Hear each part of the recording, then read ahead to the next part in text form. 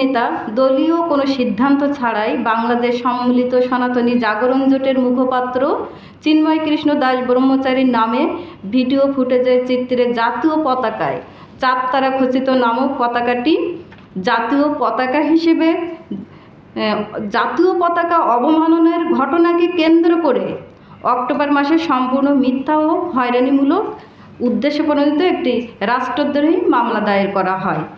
যেহেতু চিন্ময় কৃষ্ণ দাস ব্রহ্মচারীর বাকরুদ্ধ করার অপকৌশলে সংখ্যালঘুরা অস্তিত্বহীনতার সংকটে যখন ক্ষোভে ফেটে পড়ে, তখন সমগ্র বাংলাদেশে হাজার হাজার সংখ্যালঘুদের নামে মিথ্যা ও হয়রানিমূলক মামলা প্রদান করা হয়। 5 শতাধিকের উপরে নিরীহ সংখ্যালঘুদের আহত করা হয়, শতাধিকের উপরে ঘরবাড়ি লুটপাট করা হয়, সেবক কলোনিতে আগুন জ্বালিয়ে দেওয়া হয়, নারীদের শ্লীলতাহানি করা হয়, বহু মন্দির ভাঙচুর করা হয়। চট্টগ্রাম কোর্টে আইনজীবীদের নামে বহু মিথ্যা ও হয়রানিমূলক মামলা প্রদান করা হয়। নির্বিচারে পুলিশের ধরপাকড়, দুর্বৃত্তদের চেম্বার ভাঙচুর, প্রাণনাশের হুমকি দিয়ে আইনজীবীদের কোর্ট প্রাঙ্গণে এরিয়াতে ঢুকতে না দেওয়ার ভয়ঙ্কর এক অবস্থা সৃষ্টি করা হয়, তা সম্পূর্ণ মানবাধিকার লঙ্ঘন। তার আটক নিয়ে দেশব্যাপী প্রতিবাদ সৃষ্টি হলে সমগ্র সংখ্যালঘুদের অস্তিত্বের লড়াই জন্ম দিয়েছে। আর সংখ্যালঘু নেতাদের নীরব করার জন্যই আইনি প্রক্রিয়ার অপব্যবহার তুলে ধরা হয়েছে। প্রিয় সাংবাদিক ভাই ও বোনেরা, ঢাকাসহ সারা দেশে শান্তিপূর্ণ বিক্ষোভকারীদের উপর হামলার ঘটনা ঘটেছে। অধ্যাপক কুশল বরণ চক্রবর্তী এবং অ্যাডভোকেট রমেন রায় সহ বিক্ষোভকারীদের উপর ডানপন্থী বাহিনী দ্বারা নির্মমভাবে হামলার শিকার হয়েছে। অধ্যাপক চক্রবর্তী গুরুতর আহত হয়েছেন। অন্যদিকে অ্যাডভোকেট রমেন রায় ঢাকার একটি হাসপাতালে নিবিড় পরিচর্যা কেন্দ্রে গুরুতর অবস্থায় মৃত্যুর সাথে পাঞ্জা লড়ছেন। পুলিশ শান্তিপূর্ণ বিক্ষোভকারীদের সুরক্ষা দিতে ব্যর্থ হয়ে নীরব দর্শক হয়ে দাঁড়িয়েছিলেন। এই নিষ্ক্রিয়তা সংখ্যালঘুদের বিরুদ্ধে সহিংসতার অপরাধীদের আরও উৎসাহিত করা হয়েছে। আবার চট্টগ্রামে নিপীড়নের ঘটনায় দলিত সম্প্রদায় সহ হিন্দু সংখ্যালঘুরা ক্রমবর্ধমান দমন পীড়নের সম্মুখীন। 500 থেকে 2100 জনের বিরুদ্ধে মিথ্যা মামলা দায়ের করা চরম অর্থনৈতিক ও সামাজিক দুর্দশা দেখা দিয়েছে। প্রিয় সাংবাদিক বন্ধুগণ, কিশোরগঞ্জের করিমগঞ্জে হৃদয় রবি দাসের বিচার বহির্ভূত হত্যার ঘটনাটি অত্যন্ত হৃদয় বিদারক। প্রান্তিক দলিত রবিদাস সম্প্রদায়ের সদস্য হৃদয় রবি দাস একটি মুসলিম মেয়ের সাথে নিছক প্রেমের সম্পর্কের জের ধরে আইন প্রয়োগকারীদের হাতে নিহত হওয়ার অভিযোগ উঠেছে। তার মৃত্যু পদ্ধতিগত বৈষম্য, সহিংসতার প্রতীক। রবিদাস সম্প্রদায়, যারা বাংলাদেশের সবচেয়ে ঝুঁকিপূর্ণ সংখ্যালঘু, এই হত্যাকাণ্ড সামাজিক ও প্রাতিষ্ঠানিক পক্ষপাতকে প্রতিফলিত করে, যা দলিত সংখ্যালঘুদের জীবন ও মর্যাদাকে হুমকির মুখে ফেলেছে। এ ধরনের বিচার বহির্ভূত সহিংসতায় ন্যায় বিচার দাবি করছি। লালমনিরহাট ও রংপুর বিভাগে টার্গেটেড সহিংসতায় ভুক্তভোগীদের বাড়িঘর পুড়িয়ে দেওয়া হয়েছে। বানোয়াট অভিযোগ, সংখ্যালঘুদের নির্বিচারে গ্রেপ্তার ও হয়রানি করা হচ্ছে। লালমনিরহাট হাতীবান্ধা উপজেলায় মন্দিরের শ্মশানের জায়গাকে কেন্দ্র করে যে অগ্নিসংযোগ ঘটেছে, সেখানে পরবর্তীতে একজনের মৃত্যু হয়। তাদের জমির ধান জোর করে কেটে নিয়ে যায়। প্রশাসনকে অবগত করার পরেও প্রশাসন নীরব ভূমিকা পালন করছেন। গোপালগঞ্জের কোটালীপাড়ায় গত 26শে নভেম্বর 2024 তারিখে শান্তিপূর্ণ আন্দোলন থেকে 8 জনকে পুলিশ থানায় নিয়ে যায় এবং মারধর করে। তাদেরকে ফিরিয়ে আনতে পরবর্তীতে অবস্থান কর্মসূচি করার 7 থেকে 8 ঘন্টা পরে তাদেরকে পুলিশ ছেড়ে দিতে বাধ্য হয়। পরবর্তীতে গত 1 ডিসেম্বর 2024 তারিখে পুলিশ বাদী হয়ে 55 জনের নামে এবং অজ্ঞাতনামা আরও 300 থেকে 400 জনের বিরুদ্ধে হয়রানিমূলক ও মিথ্যা মামলা দায়ের করে। এমতাবস্থায় এলাকায় থমথমে অবস্থা বিরাজ করছে। নীলফামারী জেলার ডোমার থানার নালাপাড়ার বুধ বর্মনকে প্রায় 121 শতাংশ জমির মামলা নিয়ে প্রাণনাশের হুমকি দেওয়া হচ্ছে। এই সম্পত্তিটি দেবত্ব সম্পত্তি, উনি একমাত্র সেবায়েত হিসেবে জীবিত, তাই উনাকে জীবন নাশের হুমকি দেওয়া হচ্ছে।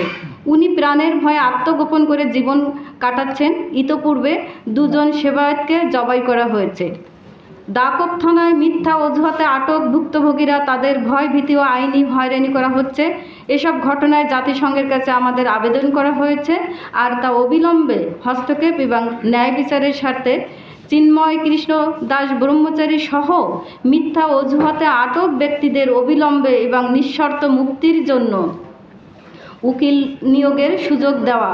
আগামী 2রা জানুয়ারি 2025 যেহেতু চিন্ময় কৃষ্ণ দাস ব্রহ্মচারীর মামলার শুনানি, সেহেতু শুনানিতে কোনো অ্যাডভোকেট অংশগ্রহণ করতে না পারে, তার জন্য সমস্ত কার্যক্রমকে ব্যাহত করার উদ্দেশ্যে আরেকটি সহিংসতা সৃষ্টি হওয়ার সম্ভাবনা থেকে উপদেষ্টা মণ্ডলী ও বাংলাদেশ বার কাউন্সিল অ্যাসোসিয়েশনের প্রতি দৃষ্টি আকর্ষণ করছি। আপনার একটি লিগ্যাল টিম গঠন করে চিন্ময় কৃষ্ণ দাস ব্রহ্মচারীর মামলার শুনানির ব্যবস্থা করুন, যেন উনি আইনগত বিচার থেকে বঞ্চিত না হন। বানোয়াট অভিযোগ বন্ধ করতে এবং সহিংসতা ও হয়রানির সব ঘটনার স্বচ্ছ তদন্ত নিশ্চিত করতে বাংলাদেশ সরকারকে অনুরোধ করছি। আজ তাদের মামলা উপস্থাপনকারী ভুক্তভোগীদের এবং বাস্তুচিত্ত সম্প্রদায়, বিশেষ করে চট্টগ্রাম এবং লালমনিরহাটে জরুরি ত্রাণ সরবরাহ ও পুনর্বাসন দেওয়ার ব্যবস্থা করার অনুরোধ জানাচ্ছি। দ্রুত মিথ্যা ও হয়রানিমূলক মামলা বন্ধ করে সংখ্যালঘুদের শাস্তির নিঃশ্বাসে বাঁচতে দিতে এবং অ্যাডভোকেট রমেন রায়ের মতো ভুক্তভোগীদের চিকিৎসা ও আর্থিক সহায়তা প্রদান করতে অনুরোধ জানাচ্ছি। ট্রানজিশনাল জাস্টিস মেকানিজম সংখ্যালঘুদের বিরুদ্ধে কয়েক দশকের নৃশংসতা মোকাবেলায় অন্তর্বর্তীকালীন বিচার ব্যবস্থা প্রতিষ্ঠার জন্য HRCPM এর সাথে অংশীদার, ন্যায় বিচার, জবাবদিহিতা এবং ক্ষতিপূরণ প্রদানের জন্য এটি অপরিহার্য। তাছাড়া একটি জাতিসংঘ মনিটরিং মেকানিজম প্রতিষ্ঠা করতে হবে, আন্তর্জাতিক জবাবদিহিতা নিশ্চিত করে বাংলাদেশের সংখ্যালঘুদের বিরুদ্ধে মানবাধিকার লঙ্ঘন পর্যবেক্ষণ ও রিপোর্ট করার জন্য একটি নিবেদিত জাতিসংঘ সংস্থা তৈরি করুন। তাছাড়া বাংলাদেশ সরকারের সাথে সহযোগিতার জন্য আন্তর্জাতিক মানবাধিকারের নিয়মাবলী মেনে চলার প্রচার এবং ক্ষতিগ্রস্তদের জন্য নিরপেক্ষ আইনি প্রক্রিয়া নিশ্চিত করতে জাতিসংঘ HRCPM এবং বাংলাদেশ সরকারের মধ্যে আলোচনার সুবিধা দিন। প্রিয় সাংবাদিক ভাই ও বোনেরা, আজকে আমরা যে প্রমাণগুলি উপস্থাপন করি তা শুধুমাত্র ব্যক্তিগত যন্ত্রণাই নয়, বাংলাদেশের সংখ্যালঘুদের, বিশেষ করে দলিত রবিদাস সম্প্রদায়ের মতো দুর্বল গোষ্ঠীগুলির পদ্ধতিগত নিপীড়নের প্রতিফলন করে। এই সহিংসতা, নির্বিচারে আটক, বিচার বহির্ভূত হত্যাকাণ্ড এবং ন্যায় বিচার অস্বীকার করা, নির্যাতনের বিরুদ্ধে কনভেনশন সহ আন্তর্জাতিক চুক্তির অধীনে বাংলাদেশের বাধ্যবাধকতাগুলি স্পষ্টভাবে লঙ্ঘন করে। আমরা এই গুরুতর লঙ্ঘনগুলি মোকাবেলা করার জন্য অবিলম্বে এবং নিষ্পত্তিমূলক পদক্ষেপ নেওয়ার জন্য এবং ক্ষতিগ্রস্তদের এবং তাদের সম্প্রদায়কে প্রয়োজনীয় সহায়তা দেওয়ার জন্য বর্তমান সরকারের প্রতি আহ্বান জানাই। প্রমাণস্বরূপ কিছু মামলার সংক্ষিপ্ত বিবরণ দেওয়া হয়েছে। চট্টগ্রাম জেলার কোতোয়ালি থানা মামলা নং 42 তারিখ 27/11/2024, মূল আসামি 1 থেকে 52 জন, অজ্ঞাতনামা আসামি 600 থেকে 700 জন, গ্রেপ্তারকৃত আসামি 11 জন। চট্টগ্রাম জেলার কোতোয়ালি থানা মামলা নং 46 তারিখ 30 নভেম্বর, ঘটনার সময় 26 নভেম্বর 2024, সাইফুল হত্যা মামলার সময় অনুমান 4:30টা, অভিযোগকারী মোহাম্মদ জামাল উদ্দিন, বয়স 74, আসামি 1 থেকে 31 জন, অজ্ঞাতনামা 10 থেকে 15 জন। চট্টগ্রাম জেলার কোতোয়ালি থানা মামলা নং 43 তারিখ 27/11/2024, ঘটনার সময় 26 নভেম্বর, সময় 3:30টা, 3:45 ভিতরে, 1 থেকে 13 জন, অজ্ঞাতনামা আসামি 300 থেকে 400 জন। চট্টগ্রাম জেলার কোতোয়ালি থানা মামলা নং 44 তারিখ 27 নভেম্বর, সময় 4টা, এর মধ্যে আসামি 1 থেকে 13 জন, অজ্ঞাতনামা আসামি, মূল আসামি 1 থেকে 13 জন, অজ্ঞাতনামা আসামি 250 থেকে 300 জন। চট্টগ্রাম জেলার কোতোয়ালি থানার মামলা নং 47 তারিখ 26/11/2024, সময় 2:05 থেকে 3:30 মধ্যে, আসামি 116 জন, অজ্ঞাতনামা আসামি 400 থেকে 500 জন। দেশ ও দেশের বাইরে সর্বদা দেশের ভাবমূর্তিকে অক্ষুণ্ণ রেখে দেশের সকল নাগরিকের সমান অধিকার সমুন্নত রেখে দেশকে উন্নয়নের দিকে এগিয়ে নিয়ে যাওয়ার ভূমিকায় সকল নাগরিকের সচেতন দৃষ্টিভঙ্গি ও দেশের সকল নাগরিকের একে অপরের প্রতি সহমর্মী দৃষ্টিভঙ্গি ভ্রাতৃত্বের বন্ধন অটুট রেখে গভীর শ্রদ্ধার সাথে দেশকে ভালোবেসে দেশের উন্নয়নের গতিধারাকে সামনের দিকে এগিয়ে নিয়ে যাওয়ার আহ্বান জানাচ্ছি। ধর্মের হিংস্রতা, প্রতিশোধ পরায়ণতা, ঝোপ বুঝে কোপ মারার মানসিকতা বন্ধ করে স্থিতিশীল দেশ গঠনের অঙ্গীকারে মানব প্রেম জাগরিত করে ভালোবাসার মূল বন্ধনে এগিয়ে আসুন।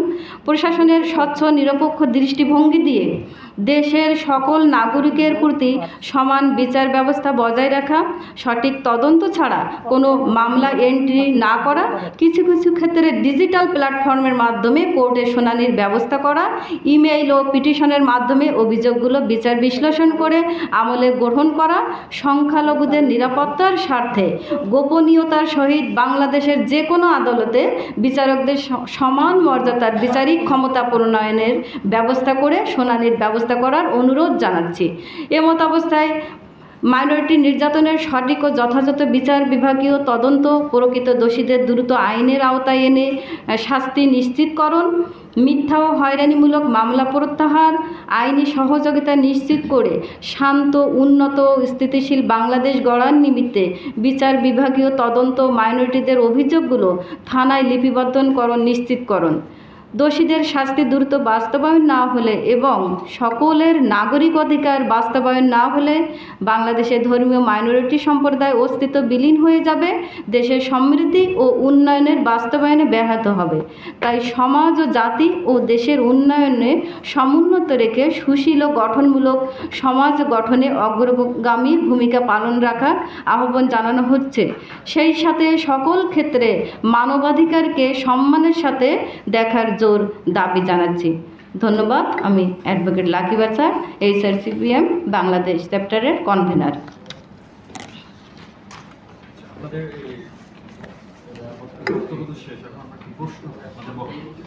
আমাদের মাঝে অনেক ভিকটিমরা আসছেন, আপনারা সরাসরি আমাদের ভিকটিমদের কাছ থেকে শুনতে পারেন। এখানে আমাদের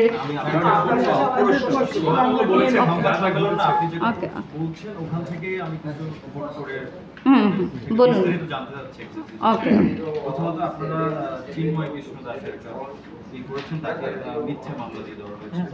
যদিও আমরা দেখেছি তাকে অ্যারেস্ট করার পরে ইসকন থেকে তার পক্ষে বিবৃতি দেওয়া হয়, কয়েকদিন পরে কিন্তু সেই বিবৃতি তারা প্রত্যাহার করেছেন আরেকটা ইনফরমেশন এনে যে তিনি কিছু অনৈতিক কাজের জন্য তাকে ইসকন থেকে বরখাস্ত করা হয়েছে। ঠিক আছে, তারপরে আমরা দেখেছি আপনাদের অনেকেই তার মানে যদিও ইসকন তার সাথে এখন নেই, তারা বলছে যে চিন্ময় কৃষ্ণ দাস ইসকনের সাথে কোনো সম্পর্ক নেই, তারা তার থেকে সরে এসেছে বিবৃতি থেকে।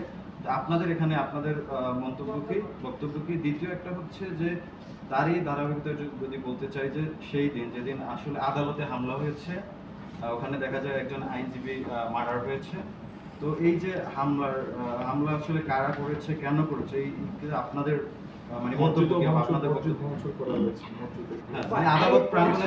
আদালত প্রাঙ্গণে আসলে সাইফুল হত্যাটা হয়নি, সেটা ওখানে যে দলিত যে সম্প্রদায়, হরিজন সম্প্রদায়, সেইখানেই ঘটনাটা ঘটছে। এবং সেখানে আমাদের দাবি যে সঠিকভাবে ভিডিও ফুটেজের মাধ্যমে প্রশাসন সঠিক যারা এই ঘটনার সাথে জড়িত তাদেরকে চিহ্নিত করে তাদেরকে আইনের আওতায় আনবে। আচ্ছা, এই যে চিন্ময় কৃষ্ণ দাস এনার প্রসঙ্গে যে আপনারা বলছেন যে তাকে মিথ্যে মামলা, কিন্তু ইসকন থেকে বলা হয়েছে তিনি কিছু অনৈতিক কাজের কারণে, বিশেষ করে যে শিশুদের সাথে কিছু মানে অনৈতিক কার্যক্রম, যেটা আসলে মানে আপনারা জানেন, মিডিয়ার মাধ্যমে দেখেছেন, ইসকনের যারা সেক্রেটারি উনিও বলেছেন বাংলাদেশে। তো আপনারা কি বলতে চান? অ্যাকচুয়ালি আসলে ওনাকে যে গ্রেপ্তারটা দেখানো হয়েছে সেটা রাষ্ট্রদ্রোহী মামলা এবং জাতীয় পতাকা অবমাননার দায়ে। আমরা পুলিশ কমিশনার মহোদয়ের সাথে দেখা করেছিলাম এবং উনি আমাদেরকে বলেছিলেন যে ওনার বিরুদ্ধে যে অভিযোগটি সেটা আমরা সঠিকভাবে তদন্ত করব এবং এটার সংশ্লিষ্টতা এবং সত্যতা যদি আমরা জানি যে না উনি এইটার সাথে সংশ্লিষ্ট, তাহলে আমরা ওনাকে আইনের আওতায় আনবো, অন্যথায় আমরা ওনাকে কোনো রকমভাবে হ্যারাসমেন্ট করব না। আচ্ছা, যদিও একটা রাষ্ট্রদ্রোহীর মামলায় তাকে গ্রেপ্তার দেখানো হয়েছে, আইনের হাতে তিনি ছিলেন, তারপরও একটি আদালত প্রাঙ্গণে তাকে মানে জোর করে কেড়ে নেওয়ার মতো একটা যে মানে চেষ্টা চালানো হয়েছে, এই বিষয়টাকে আসলে আপনারা যে বলছেন শান্তির কথা বলছেন, যে নিরাপত্তার কথা বলছেন, আপনারা আসলে এটা কি এখানে নিরাপত্তা ছিল, এটা শান্তি প্রিয় এখানে সনাতনী বাংলাদেশ সনাতনী যে জোট, যেখানে 8 দফা দাবির বিষয়টা নিয়ে চিন্ময় প্রভু মানে সবার পক্ষে কথা বলছিলেন। তো এখানে আসলে উনি তো একজন আমাদের গুরু, হ্যাঁ উনি একজন ধর্মীয় যাজক, তো ওনার প্রতি যে ভালোবাসা মানে হৃদয় থেকে ওনার প্রতি যে একটা বহিঃপ্রকাশ সেটা থেকে দেখা যায়, কিন্তু ওইরকম কোনো আগ্রাসন কোনো ভাব ছিল না। মানুষগুলো রাস্তায় কান্নাকাটি করছে, মানুষগুলো রাস্তায় শুয়ে পড়ছে, মানে ভক্ত এবং গুরুর যে মিলন বন্ধন সেটাই ছিল সেখানকার পরিবেশটা। আচ্ছা, মসজিদে হামলার বিষয়ে কি বলবেন? ওইদিন মসজিদে হামলা হয়েছে। আসলে মসজিদে হামলার বিষয়টা আমাদের কাছে আসছে যে সেখানে অনেক ইট পাটকেল ছোড়াছুড়ি হয়, এদিক সেদিক যায়, এবং সেটা উদ্দেশ্য প্রণোদিতভাবেই নয়, একটা অ্যাবসেন্টলি চলে যায় মসজিদের গ্লাসে। আচ্ছা, আমি একটু সম্পূর্ণ প্রশ্ন করতে চাই। আপনাদের সভাপতি সাইফুল ইসলাম আলিফকে হত্যা করা, এটা কি আপনারা আইনজীবী হিসেবে কি আপনারা কোনো প্রতিবাদ করেছিলেন, নাকি এটাকে আসলে ধর্মের ভিত্তিতে ব্যাপারটা দেখতেছেন? প্লিজ আর একটু বলুন। আমি বলছি যে আদালত প্রাঙ্গণ হোক বা আদালত প্রাঙ্গণের পাশে হোক, আপনাদের সভাপতি যদি আইনজীবী যে সাইফুল ইসলাম আলিফকে যে হত্যা করা হলো, সেটাকে আসলে আপনারা কি কোনো প্রতিবাদ করেছিলেন এর জন্য, নাকি আসলে ব্যাপারটা ধর্মের ভিত্তিতে? সম্প্রদায় আমাদের জোট পেজ সব জায়গা থেকে প্রতিবাদ করা হয়েছিল। সেদিনের ঘটনায় আমাদের এখানে চট্টগ্রাম থেকে যারা আসছেন ওনারা সরাসরি এগুলো পরিস্থিতিটা তো ওনারা নিজের চোখে দেখছেন, ওনারা সঠিকভাবে আরও ভালোভাবে বলতে পারবেন। আপনারা কি কোনো প্রতিবাদ করেছেন? যে হ্যাঁ, আমাদের যে জোটের ব্যানার ওগুলো থেকে কিন্তু প্রতিবাদ করা হয়েছিল। আমার প্রশ্নটা হচ্ছে, বর্তমান পরিস্থিতি নিয়ে ভারতীয় মিডিয়া তো অতিরঞ্জিতভাবে পাবলিশ করা হচ্ছে, এখানে বাংলাদেশে হিন্দু মুসলমান লড়াই হচ্ছে, সেই বিষয়ে আপনাদের মন্তব্য কি? আপনি এরকম পরিস্থিতি বাংলাদেশে আছে কিনা? আর দ্বিতীয়ত আপনার যে ত্রিপুরা আগরতলায় যে বিমানবন্দরে হামলা হয়েছে, এই বিষয়ে আপনাদের কোনো প্রতিক্রিয়া? হাইকমিশন হামলা হয়েছে, এই বিষয়ে আপনাদের কোনো প্রতিক্রিয়া আমরা দেখতে পেলাম না। অন্যদিকে মমতা ব্যানার্জি বলতেছেন বাংলাদেশের এমন পরিস্থিতি হয়েছে, এখানে শান্তিরক্ষা মিশন জাতিসংঘে অনুরোধ করতেছেন, এই বিষয়ে আপনাদের কোনো বিবৃতি স্টেটমেন্ট আমরা পেয়ে না। আজকে আপনাদের কোনো বক্তব্য আছে কিনা এই সংক্রান্ত বিষয়ে? আজকে আমাদের কোনো বিবৃতি আমরা দেইনি। আমরা পরবর্তীতে যে বিষয়গুলো আপনারা সুস্পষ্টভাবে জানতে চাইবেন সেগুলো আমরা আরও সঠিকভাবে তথ্য নিয়ে আমরা কথা বলবো। আমাদের যে বিষয়টি আমরা মনে হয় সেই বিষয়ের ভিতরে কথা বললে সেটা সঠিকভাবে উত্তর হবে। আপনাদের বিষয়ে আমি দুটো প্রশ্ন করছি। একটা হচ্ছে, আপনারা দাবি করছেন যে আপনাদের নারীদের উপরে মানে নির্যাতন করা হয়েছে, একটু মানে আপনারা জাস্ট বলেছেন হয়েছে, কিন্তু কোথায় হয়েছে, কখন হয়েছে, কত সালে হয়েছে, এটা একটু স্পেসিফিক ভাবে বলবেন। প্লাস হচ্ছে নীলফামারীর একটা ঘটনা আপনারা উল্লেখ করেছেন যে এখানে দুজনকে মানে হত্যা করা হয়েছে, এটা একটু বিস্তারিত বলুন যে কারা করেছে, কেন করেছে? হ্যাঁ, নীলফামারীর উনি আছেন ভিকটিম, উনি নিজেই আছেন আমাদের মাঝে, উনি সব কিছু আপনাকে খুলে বলবেন, সরাসরি ওনার ডকুমেন্ট সহকারে বলবেন। ঠিক আছে? আচ্ছা, নারীদের বিষয়টা একটু আপনি কোথায়, কেন, মানে কখন? অ্যাকচুয়ালি 5 তারিখের পর থেকে আমাদের জরিপে আছে, আমরা প্রায় 43টির উপরে আমাদের ধর্ষণের পরে হত্যা, হ্যাঁ, এবং সেক্সুয়াল হ্যারাসমেন্ট আমাদের কাছে রিপোর্ট আছে, এবং সেই রিপোর্ট আকারে আমরা আপনাদের কাছে সাবমিট করতে পারবো। এখন তো আমরা কাছে নিয়ে আসিনি। আচ্ছা আপু, আমার একটা প্রশ্ন ছিল। আপনারা বলছেন যে গত 5 আগস্টের পর থেকে এখন পর্যন্ত আপনারা সংখ্যালঘু যারা রয়েছেন তারা নিরাপদ নয় বাংলাদেশে, কিন্তু ভয়েস অফ আমেরিকা একটি রিপোর্ট করেছে যেখানে বিগত সরকার আমলের চেয়ে এখনকার আপনারা সংখ্যালঘু যারা রয়েছেন তারা কিন্তু অনেকটা নিরাপদ। তাহলে কি আপনারা বলতে চাচ্ছেন যে ভয়েস অফ আমেরিকা যে হচ্ছে সেটি আসলে? আমি এর সাথে যুক্ত করি, গতকাল প্রেস ক্লাবের সামনে পূজা উদযাপন ফ্রন্ট নামের একটি সংগঠন, ওনারা একটি সংহতি সমাবেশ করেছেন। তো ওখানে তারা বলছেন যে আসলে 5 আগস্টের পরে যে সকল হিন্দু পরিবার নির্যাতনের অভিযোগ তোলা হচ্ছে তারা মূলত বিগত সরকারের দোসর ছিলেন বা তাদের সরকারি লোক ছিলেন। ওই ক্ষেত্রে আমরা দেখেছি মুসলিম অনেক যারা আওয়ামী লীগ করতেন, উপজেলা চেয়ারম্যান, এমপি, তাদেরও বাসা বাড়িতে হামলা হয়েছে। তো তারা অভিযোগ করে বলছেন যে আসলে বিগত সময়গুলোর চেয়ে সংখ্যালঘু যারা রয়েছেন তারা 5 তারিখের পর রয়েছেন, তারাও কিন্তু আপনাদের হিন্দু ধর্মের।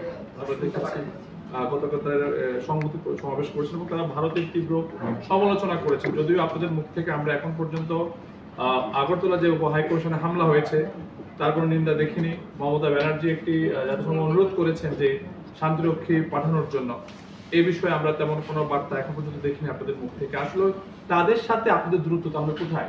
আপনারাও সংখ্যালঘু নিজেদেরকে দাবি করছেন, তারাও দাবি করছে। তারা বলছেন যে 5 তারিখের যে হামলা হয়েছে সেটা শুধুমাত্র যারা বিগত সরকারের দোষর ছিলেন তাদের বাড়িতে। কি বলবেন এই বিষয়ে আপনাদের বক্তব্য? আচ্ছা, আমি বলি, দেখুন 5 তারিখের পরে যে ঘটনা ঘটেছে এটা তো সত্য কথা। এর মধ্যে আপনারা দেখেছেন যে সেখানে হিন্দু বৌদ্ধ খ্রিস্টান ঐক্য পরিষদ 2000-এর উপরে ঘটনা তারা তুলে ধরেছে। প্রথম আলো 1010-টির মতন ঘটনা ঘটেছে। তার মধ্যে তো কিছু তো রাজনৈতিক আছে, কিন্তু সব যে রাজনৈতিক তা না। এবং তার আপনারা দেখেছেন তার মধ্যে অনেক মন্দিরও ক্ষতিগ্রস্ত হয়েছে। তো মন্দির তো আর রাজনীতি করে না, তো নিশ্চয়ই মন্দির রাজনীতির জায়গায় ব্যক্তি ক্ষতিগ্রস্ত হতে পারে, যাদের রাজনীতি হয়েছে, কিন্তু মন্দির ক্ষতিগ্রস্ত হওয়ার তো নিশ্চয়ই এই বিষয়টা একটা সাম্প্রদায়িক একটা বিষয়। তো আমরা আপনাদের জ্ঞাতার্থে আমরা জানাতে চাই যে এই যে সংখ্যালঘু সম্মিলিত এই যে জোট, এই সম্মিলিত সনাতনী জাগরণ জোট, এই জোট থেকে আপনারা দেখবেন যে তাদের থেকে তীব্র নিন্দা, এই যে ডেপুটি হাইকমিশন আগরতলায় যে হামলা করা হয়েছে তার তীব্র নিন্দা জানানো হয়েছে। এবং আজকেই আমাদের সাধু সন্তদের সাথে যে মিটিং হয়েছে এবং সাধু সন্তদের গতকালই একটা সম্মিলিত বিবৃতি দেওয়ার কথা এবং অনলাইনে এসেও এটার বিরুদ্ধে তীব্র নিন্দা জানানোর কথা। তো আমরা আমাদের পরিমণ্ডলে এবং আমাদের এই আন্দোলনের সাথে যুক্ত যতগুলো মানুষ আছে আপনারা যারা চেনেন প্রত্যেকের দেখবেন তাদের আইডি তাদের পেজ থেকে তীব্র নিন্দা জানানো হয়েছে। কারণ আমরা কোনো মতেই আমরা এই বাংলাদেশের নাগরিক, আমরা সংখ্যালঘু এই সম্প্রদায়, আমরা কখনো আমাদের সার্বভৌমত্বের উপর যদি কেউ আঘাত করে সেটাকে আমরা মেনে নেব না এবং এই বিষয়টার আমরা তীব্র নিন্দা ঘৃণা আমরা জানাই। আর চিন্ময় দাস প্রভুকে গতবার যে জামিন শুনানি ছিল সেখানে জামিন দেওয়া হয় না, আগামী জামিনের দিন বা শুনানির দিন ধার্য করা হয়েছে।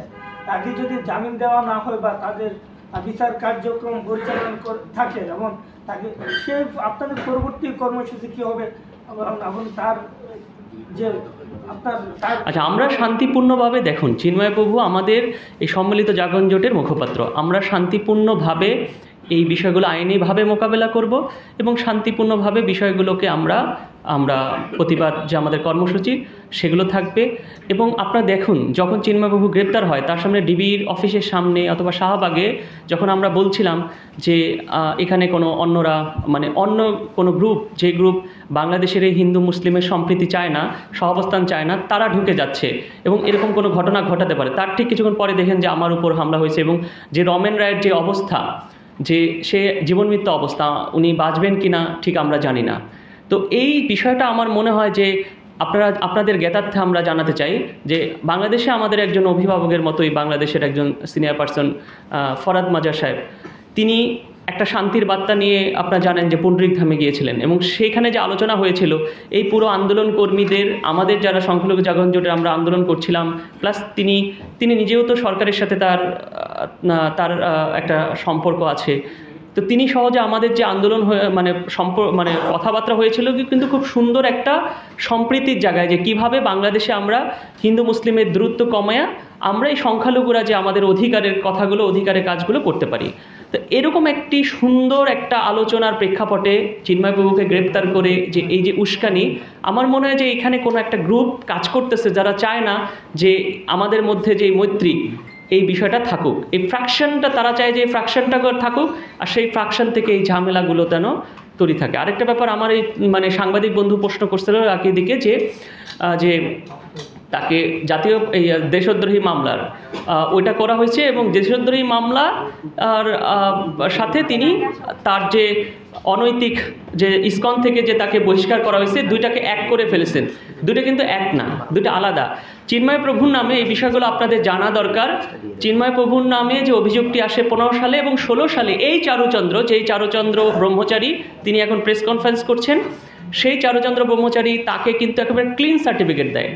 এমনকি এই একই অভিযোগ ক্লিন সার্টিফিকেট দেয় যে এগুলো মিথ্যা এবং কি যারা এই অভিযোগগুলো করে এগুলো ব্যক্তিগত ঈর্ষা, ব্যক্তিগত স্বার্থ থেকে এই ঘটনাগুলো ঘটে। তার পরবর্তীতে আবার 20 সালে আবার ওই একই অভিযোগ করা হয়, 21 সালে তাকে আবার ক্লিন সার্টিফিকেট দেওয়া হয়। তাহলে সেই একই বিষয় নিয়ে আবার 24 সালে আসা, অর্থাৎ একজন একই ইস্যুতে একজন ব্যক্তিকে আপনি কতবার শাস্তি দেবেন?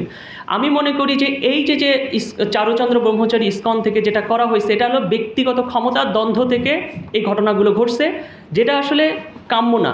যে আপনি একজনকে আপনার যদি প্রতিদ্বন্দ্বী মনে করেন, তাকে তার নামে, আপনারা মালয়েশিয়ায় দেখেছেন যে সেখানে আপনারা দেখেছেন প্রধানমন্ত্রী এদের বিরুদ্ধে, রাষ্ট্রপতির বিরুদ্ধে বিভিন্ন, যে তাদের বিরুদ্ধে যৌন বিভিন্ন কেলেঙ্কারি দিয়ে তাদের সরিয়ে দেওয়া একটা রাজনৈতিক যে আমরা দেখেছি, এরকমই একটা ষড়যন্ত্রমূলক বিষয়গুলো আমরা দেখি। আর যেই জাতীয় পতাকা অবমাননা নিয়ে যে কথা হচ্ছে, সেই জাতীয় পতাকা আপনি স্পষ্টভাবে সেই ভিডিওতে দেখতে পাবেন, সেই জাতীয় পতাকায় চাঁদতারা খচিত।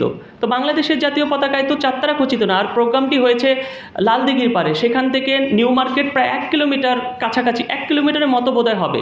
তো এতটা দূরে, তো চিন্ময় প্রভু ওখানে স্টেজে আছে, এত মানুষের ভিড়, সে কেন যাবে ওখানে জাতীয় পতাকা অবমাননা করতে? সে কেন যাবে, বা সে কেন অন্যদের নির্দেশ দিবে?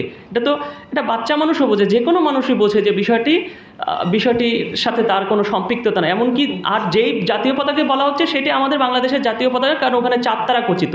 আমাদের বাংলাদেশের জাতীয় পতাকায় তো লাল সবুজের মধ্যে কোনো চাঁদতারা নাই। আপনারা নিজেরা সাংবাদিক বন্ধুরা ওই ভিডিওটি দেখেছেন।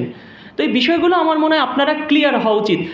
এখানে যে অভিযোগের খেলা চলতেছে, সেটা হলো স্বার্থের দ্বন্দ্ব। ঢাকা ইসকন থেকে চট্টগ্রামের ইসকনের সাথে স্বার্থের দ্বন্দ্ব, ক্ষমতার দ্বন্দ্ব থেকে সেই বিষয়গুলো তারা করছে। এবং আরেকটা, ইসকন সম্পর্কে আপনাদের একটা ক্লিয়ার ধারণা উচিত যে বাংলাদেশে হিন্দু সম্প্রদায়ের মধ্যে ইসকন একটা সম্প্রদায়, ইসকন একটা গৌড়ীয় বৈষ্ণব সম্প্রদায়, এবং তারা একটা প্রতিষ্ঠান। কিন্তু এই গৌড়ীয় বৈষ্ণব সম্প্রদায় কিন্তু টোটাল সনাতনকে রিপ্রেজেন্ট করে না। সনাতন ধর্মাবলম্বী, আপনাদের খুব সংক্ষেপে যদি আমি 1 মিনিটে পুরো বিষয়টা বুঝাই, যে সনাতন ধর্ম সম্প্রদায় 2টা ভাগে বিভক্ত, তাদের উপাসনা সাকার এবং নিরাকার। নিরাকারভাবে তো ঈশ্বর উপাসনা আছে, সাকারভাবে 5টা মতে বিভক্ত: শাক্ত, শৈব, সৌর, গণপত্য এবং বৈষ্ণব। তার মধ্যে একটা সম্প্রদায় বৈষ্ণব, সেই বৈষ্ণব মত 4টা ভাগে বিভক্ত। সে রামানুজাচার্যের শ্রী সম্প্রদায়, মাধবাচার্যের ব্রহ্ম সম্প্রদায়, নিম্বাদিত্যের কুমার সম্প্রদায়, রুদ্র সম্মির বিষ্ণু সম্প্রদায়। এই যে 4টা সম্প্রদায়ের মধ্যে মাধবাচার্যের ব্রহ্ম সম্প্রদায়ের অন্তর্ভুক্ত গৌরী বৈষ্ণব সম্প্রদায়ের একটা পার্ট, অসংখ্য পার্টের মধ্যে একটা পার্ট হলো ইসকন। তার মানে ইসকন একটা সেক্ট, খুবই ছোট্ট একটা সেক্ট। ইসকন টোটাল হিন্দু সম্প্রদায় না, কিন্তু এই সকল হিন্দুকে ইসকন বলে যে ট্যাগিং করা হচ্ছে, বিষয়গুলো তা না। বিষয়গুলো আপনারও সাংবাদিক বন্ধুদের বিষয়গুলো ক্লিয়ার থাকা উচিত। মানে যেমন এখানে সমস্যাটা কোন, যে আমাদের ডায়ালগ দরকার। হিন্দু মুসলিম বাংলাদেশের সংখ্যাগরিষ্ঠ সংখ্যালঘুর সাথে ডায়ালগ দরকার। এই কারণে আমরা কেউ কাউকে চিনি না। আমাদের হিন্দু সম্প্রদায় যেমন দাড়ি টুপি দেখলে একটা, তারা সবাইকে ট্যাগিং করে, তারা মানে মৌলবাদী বা এরকম বলে ট্যাগিং করে।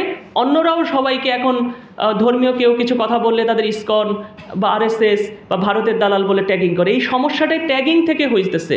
আমরা যদি হিন্দু মুসলিম এক জায়গায় কাছাকাছি এনে ডায়ালগ করতাম, তাহলে কিন্তু এই সমস্যাগুলো থাকতো না। আজকে আপনাকে একটা দৃষ্টান্ত দিয়ে আমি আমার কথা শেষ করব। আপনারা 19 সালে আপনাদের 19 সাল বা 18 সালে আপনাদের মনে আছে যে চট্টগ্রামে সেখানে ওই শিশুদের প্রসাদ খাওয়ানো নিয়ে একটা সমস্যা হয়েছিল। আপনারা অনেকে জানেন চট্টগ্রামে। সেই সময় আপনি দেখবেন যে বাংলাদেশের একজন সবচেয়ে বড় যিনি মাওলানা, তিনি একটা ভিডিও বার্তায় বলেছিলেন যে এই ইসকন দুর্গার কাছে শুকরের গোস্ত রান্না কইরা প্রসাদ বানাইয়া সেই প্রসাদ আমার মুসলিম ভাইদের খাওয়াইয়া ইমান নষ্ট করতেছে। তাহলে বাংলাদেশের সবচেয়ে বড় যিনি মাওলানা, তিনি বলতেছেন যে ইসকন দুর্গার কাছে প্রসাদ রান্না করে, সে প্রসাদটা কি শুকরের গোস্ত রান্না করে। তা যেই ইসকন নিরামিষ খায়, এমনকি শুধু নিরামিষই না, তারা প্রসাদ বুঝি। আপনি ইসকনকে যদি এমনি ফল দেন, খাবে না, তারা ইনটেক তাদের ফল দিতে হবে, তারা কেটে খাবে। তাহলে তারা যতটা খাবারের শুদ্ধতা বজায় রেখে তারা সব কিছু খায়ও না, সেখানে তো তারা, যেখানে তারা আমিষই খায় না, সেখানে শুয়োরের মাংস খাওয়ার তো প্রশ্নই ওঠে না। কিন্তু আমাদের সবচেয়ে বড় মাওলানা তিনি যে বলতেছেন, এটা তার ভুল না, আমরা তাকে জানাতে পারি নাই। ঠিক, হ্যাঁ, আপনারা জানেন, ওই ভিডিওটা গুগলে সার্চ দিলে দেখতে পাবেন। আমি তার নাম না ধরে, উনি যেহেতু মানে উনি দেহত্যাগ করছেন, ওনার প্রতি শ্রদ্ধা রেখে ওনার নাম বলছি না আমি। আপনারা ভিডিওটা দেখতে পাবেন। তাহলে সবচেয়ে বড় মাওলানাটা এই যে বিষয়টা, আপনি একটা কমিউনিটির একজন সবচেয়ে বড় মাওলানা বলতেছেন, মানে হ্যাঁ না, ওনার ওই ভিডিওটা আপনি দেখবেন, দেখুন ওনার প্রতি শ্রদ্ধা। আচ্ছা, আপনারা দেখেন এই ভিডিওটা, আপনারা দেখে নেবেন। আচ্ছা, ওনার প্রতি, আচ্ছা আপনাদের আপনারা চাইলে আপনাদের হোয়াটসঅ্যাপ নাম্বার দিন, আপনাদের আমরা ওই ভিডিওটা দিয়ে দেব, বুঝছেন? আচ্ছা, সেটা হলো আমি বলতে চাই, সেই যখন সমস্যা ছিল তখন আমাদের সম্মানিত পরম শ্রদ্ধেয় শফি হুজুর সাহেব বলেছিলেন, আপনারা ওই ভিডিওটা দেখবেন, ওই সময় উনি বলেছিলেন, তো আপনারা দেখে নেবেন। তো উনি যেহেতু, আচ্ছা, তারপরে আমাদেরও সম্পর্কে যে কথাগুলো বলেন না, আমাদের সম্পর্কে অনেক কথা বলেন, যেই কথাগুলো যেগুলো ওনারা ঠিক বলেন না। তা আমার যেটা মনে হয় ডায়ালগ দরকার। আমাদের একজন অভিভাবক ফরাদ মাজার সাহেব, ওনাদের সাথে আমাদের কথা হয়েছে এবং আমরা চাই যে আমরা এক জায়গায় বসে ডায়ালগ করা, এক জায়গায় বসে যখন আমরা কথা বলবো সমাধান সূত্র বের হয়ে যাবে, তাহলে আর এই মধ্যস্বত্বভোগীরা আর এই সুবিধাগুলো নিতে পারবে না। আচ্ছা ভাইয়া, আমার প্রশ্ন উত্তর কিন্তু দেওয়া হয়নি। হ্যাঁ। আচ্ছা, আপনাদের ধ্যানালয়তে লেখা রয়েছে যে সকল সংখ্যালঘুদের নিয়ে আমরা বসে নেই ভাই। 5 আগস্টের পর থেকে এখন পর্যন্ত ভয়েস অফ